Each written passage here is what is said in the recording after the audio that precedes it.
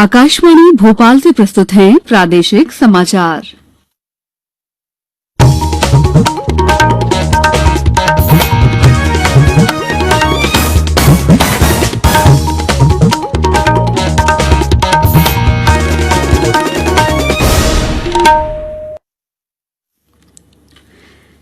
नमस्कार, समाचारों के साथ मैं दीपा सिंह। पहले मुख्य समाचार।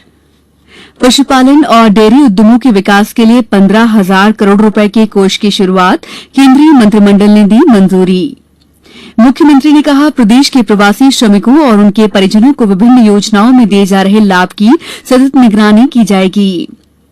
प्रदेश में 1 जुलाई से चलाया जाएगा किल कोरोना अभियान। और पेट्रोल और डीजल की बढ़ती कीमतों को लेकर कांग्रेस ने प्रदेश भर में किया प्रदर्शन। अब समाचार विस्तार से। प्रधानमंत्री नरेंद्र मोदी की अध्यक्षता में आज हुई मंत्रिमंडल की बैठक में पशुपालन, डेयरी और पशुधन संबंधी उद्यमों के विकास संबंधी बुनियादी ढांचे के लिए 15,000 करोड़ रुपए के पशुपालन बुनियादी ढांचा विकास कोष की शुरुआत की। इस योजना का उद्देश्य देश में करीब 35 लाख युवाओं को रोजगार उपलब्ध कराना है। योजना के तहत बैंक संबंधित क्षेत्रों में उद्यम शुरू करने के लिए 90% तक ऋण देंगे। सरकार ने इस योजना के तहत सभी ऋण के लिए ब्याज में 3% की छूट देने की घोषणा की है।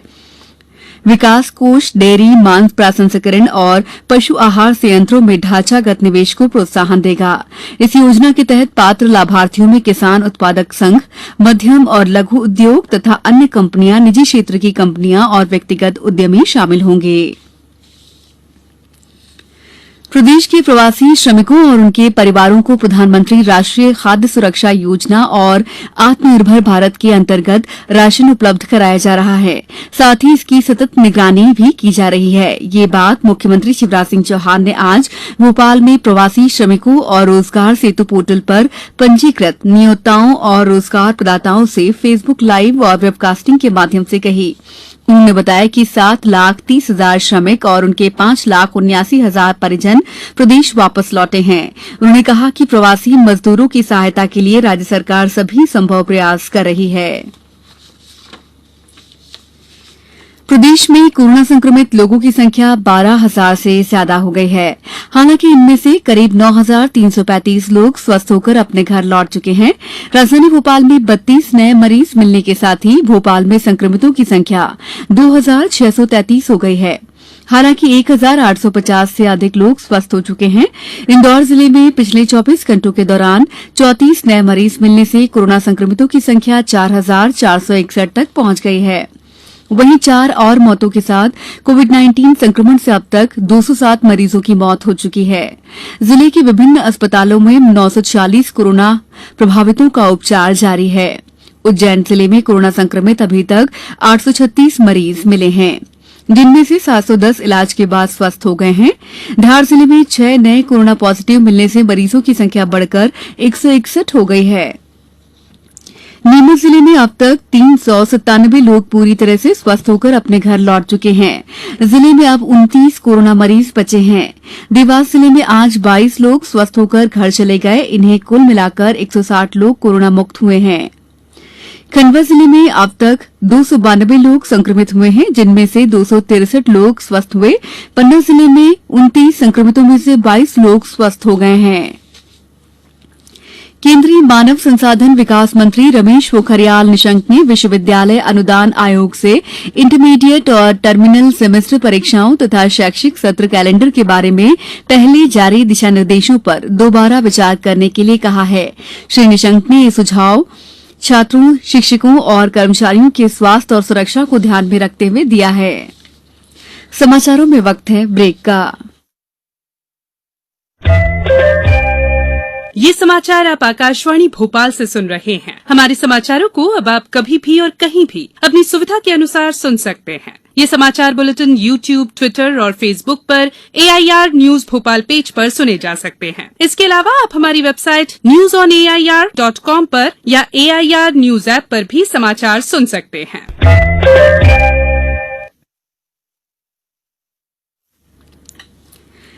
मुख्यमंत्री शिवराज सिंह चौहान ने कहा है कि प्रदेश में 1 जुलाई से किल कोरोना अभियान चलाया जाएगा, जिसकी शुरुआत भोपाल से की जाएगी।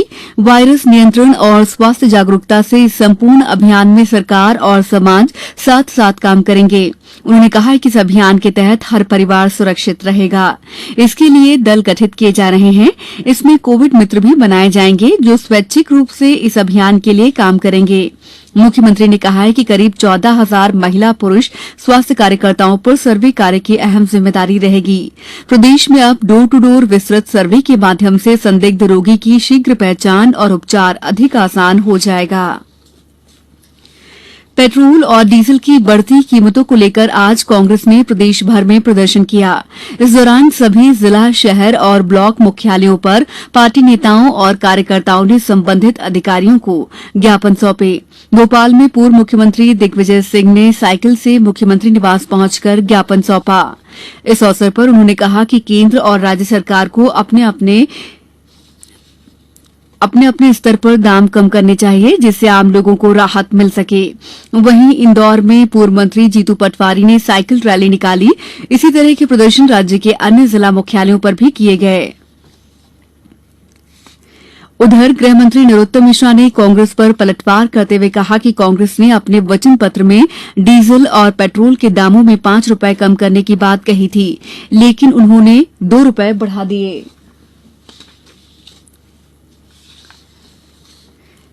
मुख्यमंत्री शिवराज सिंह चौहान ने आज कहा है कि राज्य मंत्रिमंडल का विस्तार शीघ्र किया जाएगा। श्री चौहान ने भोपाल में पत्रकारों से कहा कि मंत्रिमंडल से जुड़े सभी पहलुओं को लेकर प्रदेश संगठन से भी चर्चा हो गई है।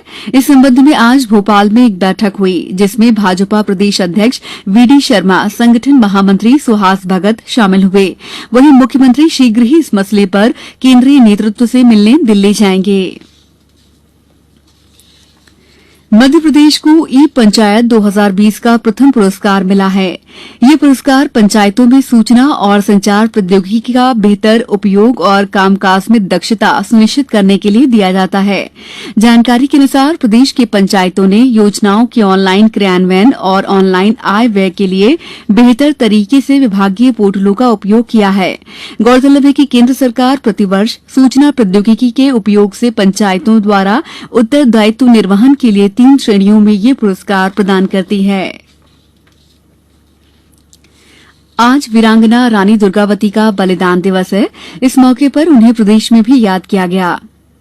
इस अवसर पर केंद्रीय पर्यटन राज्य मंत्री प्रहलाद पटेल ने उनकी प्रतिमा पर माल्यार्पण कर उन्हें श्रद्धांजलि देते हुए कहा कि दमोह जिले का ये सौभाग्य है कि वीरांगना दुर्गावती की कर्मस्थली सिंग्रामपुर यही और उनकी पहली राजधानी थी। उन्होंने कहा कि कार्ययोजना बनाकर सिंग्रामपुर का विकास किया जाएगा। मुख्यमंत्री शिवराज सिंह चौहान ने रानी दुर्गावती को स्मरण करते हुए उन्हें नमन किया। बंगाल की खाड़ी और अरब सागर में बने सिस्टम के चलते प्रदेश के ज्यादातर हिस्सों में बारिश हो रही है, जिससे अगले 2 दिनों में पूरे प्रदेश में मानसून संभावना जताई जा रही है। होशंगाबाद में पिछले 24 घंटे से रुक रुक कर बारिश का दौर जारी है। रायसेन में हो रही लगातार वर्षा से जनजीवन अस्त व्यस्त हो गया है। जिले में अब तक 220.9 मिलीमीटर बारिश रिकॉर्ड की गई। वहीं छिंदवाड़ा जिले में भी अभी तक 222 मिलीमीटर से अधिक वर्षा रिकॉर्ड की गई। मौसम विभाग ने आज रीवा, सतना, उमरिया, डिंडौरी, कटनी, जबलपुर, नरसिंहपुर सहित 17 जिलों में भारी बारिश का येलो अलर्ट जारी किया है। अब कुछ समाचार संक्षेप में। अरुणाचल प्रदेश की पश्चिमी केमिंग जिले में स्थित central institute of Himalaya cultural studies दाहू द्वारा बौद्ध दर्शन और इतिहास पर आयोजित किए जा रहे वेबिनार के शुभारंभ के अवसर पर केंद्रीय संस्कृति और पर्यटन मंत्री प्रहलाद पटेल ने कहा कि बौद्ध धर्म दर्शन और भारतीय इतिहास संस्कृति की विरासत है। आज पासपोर्ट सेवा दिवस है। इस अवसर पर केंद्रीय विदेश मंत्री ने कहा कि चिप वाले ई पासपोर्ट पर काम जारी है। कोरोना से बचाव के लिए छिंदवाड़ा जिले में अब तक 8,57,350 व्यक्तियों को आयुर्वेदिक, होम्योपैथिक और यूनानी रोग प्रतिरोधक औषधि वितरित की गई। अंत में मुख्य समाचार एक बार फिर। पशुपालन और डेयरी उद्यमों के विकास के लिए 15,000 करोड़ रुपए के कोष की शुरुआत, केंद्रीय मंत्रिमंडल ने दी मंजूरी। मुख्यमंत्री ने कहा, प्रदेश के प्रवासी श्रमिकों और उनके परिजनों को विभिन्न योजनाओं में दिए जा रहे लाभ की सतत निगरानी की जाएगी। प्रदेश में 1 जुलाई से चलाया जाएगा किल कोरोना अभियान और पेट्रोल और डीजल की बढ़ती कीमतों को लेकर कांग्रेस ने प्रदेश भर में किया प्रदर्शन। इस बुलेटिन में बस इतना ही। घर में रहिए, सुरक्षित रहिए और सुनते रहिए आकाशवाणी। नमस्कार।